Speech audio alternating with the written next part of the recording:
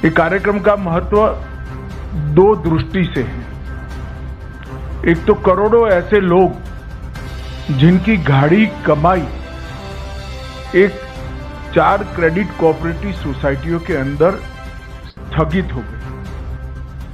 घोटाले का आरोप लगा, कोर्ट केस हुए, एडमिनिस्ट्रेटर अपॉइंट हो गए हैं।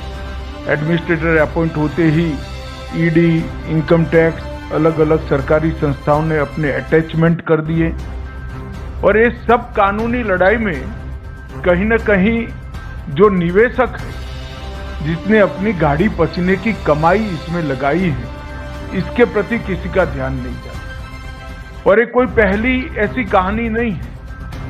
कहीं पर भी इस प्रकार के घोटाले का आरोप लगता है या घोटाले होते हैं तो तुरंत ही मल्टी एजेंसी सीजर हो जाता है। और मल्टी एजेंसी सीजर को मैं मानता हूं कि ब्रह्मा जी पर पृथ्वी पर आए तो इसको उठा नहीं सकते, क्योंकि कोई एजेंसी इसमें निवेशक का विचार नहीं करती, अपने अपने इंटरेस्ट का विचार करती है। और इसी के कारण एक बहुत बड़ी असुरक्षा की भावना और अविश्वास की भावना कोऑपरेटिव सोसाइटियों के प्रति बनी। जब मोदी जी ने एक निर्णय लिया कि इस देश में 70 करोड़ लोग ऐसे हैं जिनके पास पूंजी नहीं है, 70 करोड़ लोगों का ऐसा समूह जिनके पास पूंजी नहीं है, परंतु वो देश के विकास को कंट्रीब्यूट करना चाहता है, देश के विकास में अपना योगदान करना चाहता है, तो कैसे करें? जिनके पास पूंजी नहीं है और कुछ उद्यम करना चाहते हैं, जिनके पास पूंजी नहीं है कोई उद्योग डालना चाहते हैं, जिनके पास पूंजी नहीं है और कुछ प्रवृत्ति करना चाहते हैं, इनके लिए कोऑपरेटिव आंदोलन के अलावे और कोई रास्ता नहीं है। क्योंकि सहकारिता आंदोलन ही एकमात्र आंदोलन है कि जिसमें छोटी छोटी पूंजी का कुल योग बनाकर ढेर सारे लोगों को मिलाकर एक बड़ी पूंजी की निर्मित कर एक बड़ी चीज को साकार किया जा सकता है। मैं आज हमारे यहाँ जो दूध उत्पादन के क्षेत्र में कोऑपरेटिव क्रांति हुई है, उसका मैं जरूर उदाहरण देना चाहता हूं। सिर्फ गुजरात में 36 लाख बहनें हर रोज दूध का उत्पादन करती हैं और दूध का उत्पादन कर प्रोसेस कर इसको देश भर में और दुनिया भर में पहुंचाया जाता है। और ये 36 लाख बहनों में से एक भी बहन ने 100 रुपये से ज्यादा निवेश नहीं किया है, सिर्फ 100 रुपया, मगर 36 लाख बहनों ने 100 रुपया निवेश किया है। उसमें से अमूल बना और आज वो बहनों की सालाना इनकम 60,000 करोड़ रुपया है।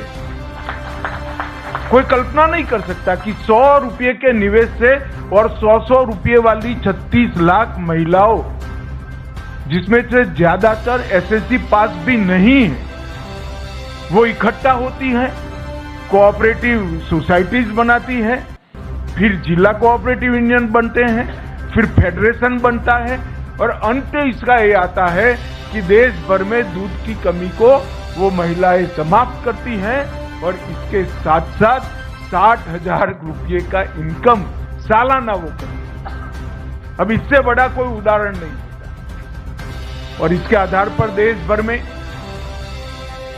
कई सारे कोऑपरेटिव डेयरी के मॉडल बने हैं। अलग अलग राज्यों में, कर्नाटक में बना, मध्य प्रदेश में बना, मुंबई, महाराष्ट्र में बना, पटना में बना, बिहार में बना और सफल मॉडल हुए। और इस सब का योग मिला लें तो 2.5 करोड़ बहनें आज पशुपालन कर देश की दूध की कमी को समाप्त भी कर रही हैं और जीडीपी में कंट्रीब्यूट भी कर रही हैं। ये तो उदाहरण हुआ एक सफल कोऑपरेटिव का, मगर कई बार घपले घोटाले के आरोप भी होते हैं और जो छोटे छोटे लोग इसमें निवेश करते हैं उनकी पूंजी जाया जाती है। सालों सालों तक सहारा का ही उदाहरण लेंगे, कितने सालों तक सुप्रीम कोर्ट में केस चला, सभी एजेंसियों ने इनकी प्रॉपर्टी सीज कर दी, अकाउंट सीज कर दे, एक सीजर हो तो उसका रास्ता निकाले। 7-8 एजेंसियों ने सीजर कर दिए।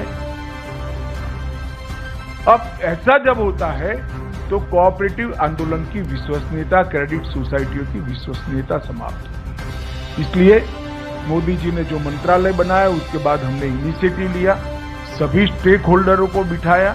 इसमें आप लोगों को नहीं बिठाया था क्योंकि आपका रिप्रेजेंटेटिव मैं हूं। जो निवेश करता है उनको नहीं बुलाया था। हमने सेबी वालों को भी बुलाया, ईडी वालों को भी बुलाया, इनकम टैक्स वालों को भी बुलाया, सीरियस फ्रॉड ऑर्गेनाइजेशन वालों को भी बुलाया, सीबीआई वालों को भी बुलाया और अधिवक्ताओं को भी बुलाया, लॉ ऑफिसर्स को भी बुलाया। सबके साथ मिलकर हमने कहा कि हम क्या एक ऐसी व्यवस्था कर सकते हैं जिससे सभी लोग अपने दावों के ऊपर उठकर जो छोटा निवेशक है इसकी चिंता कर सके। और मुझे आनंद है कि सभी एजेंसियों ने मिलकर एक सुप्रीम कोर्ट में याचिका दायर की और सुप्रीम कोर्ट ने भी एक ऐतिहासिक फैसला लिया कि सभी एजेंसियां जब सहमत है तो एक सुप्रीम कोर्ट के पूर्व न्यायाधीश जी की अध्यक्षता में एक कमेटी बनाई जाए और उनके निर्देशन से ये पारदर्शी भुगतान की शुरुआत की जाए। और ट्रायल बेस पर आज ये पारदर्शी भुगतान की शुरुआत 5,000 करोड़ रुपए से कर रहे हैं हम।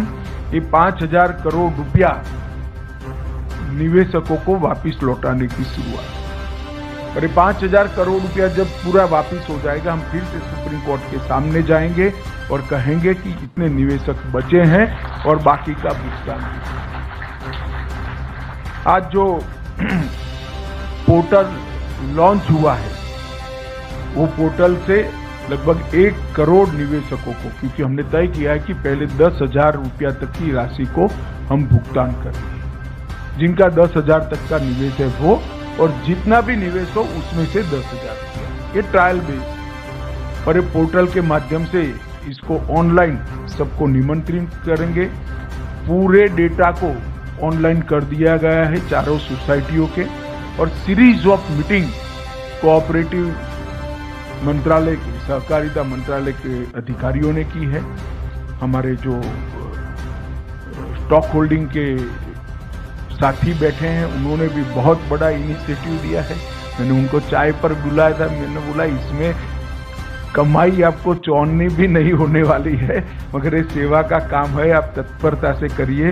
मैं स्टॉक होल्डिंग का भी धन्यवाद करना चाहूंगा कि इन्होंने बड़े मन से इसमें हमारा सहयोग किया है। और रेड्डी साहब ने भी 3 से 4 बार मीटिंग कर इसको गति दी है। मेरा मीटिंग करना तो स्वाभाविक है, मगर सुप्रीम कोर्ट के निवृत्त न्यायमूर्ति जब आपकी परेशानी को समझकर इसके लिए परिश्रम करें, वो हमारे लिए बहुत सकारात्मक संदेश है। मित्रों, लगभग 1 करोड़ 7 लाख निवेशकों को ये पोर्टल के अंदर पंजीकरण करने का अधिकार है, जिनकी पूरी राशि लौटाई जाएगी। और कुल मिलाकर 4 करोड़ निवेशक हैं जिनको 10,000 रुपये तक की राशि प्रथम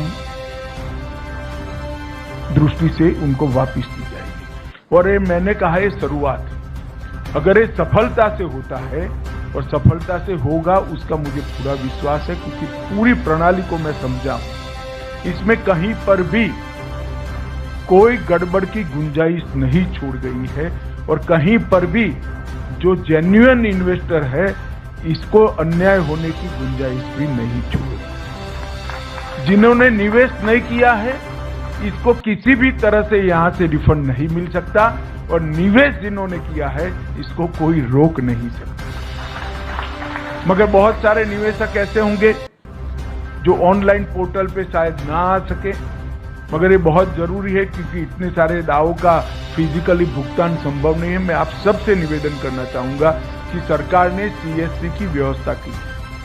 सीएससी के माध्यम से आप ये आपका ऑनलाइन पंजीकरण करा सकते हैं, वो आपको पूर्णतया गाइड करेंगे। हम प्रयास करेंगे कि देश के सारे सीएससी को ऑनलाइन ये पूरी व्यवस्था भेज दी जाए, वो इसका स्टडी कर आपकी सहायता करेंगे। ढेर सारे लोग ऐसे होंगे जिनके मोबाइल आधार में जो रजिस्टर होंगे वो आपने बदल दिए होंगे, तो इसका भी रजिस्ट्रेशन कराना पड़ेगा और आपके बैंक अकाउंट का रजिस्ट्रेशन तो करीब करीब सबका हो चुका है। इसमें दो ही प्रमुख शर्तें हैं। एक, आधार का रजिस्ट्रेशन आपके मोबाइल के साथ होना और आधार का रजिस्ट्रेशन आपके बैंक अकाउंट के साथ होना। ये दो जुड़ाव है तो सिर्फ आपको रिसीट का वर्णन ऑनलाइन भेज देना है और एक फॉर्म डाउनलोड कर सिग्नेचर कर फिर से वापस ऑनलाइन भेज देना है। आपके पास, मैं आपको विश्वास दिलाता हूं कि 45 दिन के अंदर पैसा आपके बैंक अकाउंट में जमा हो जाएगा।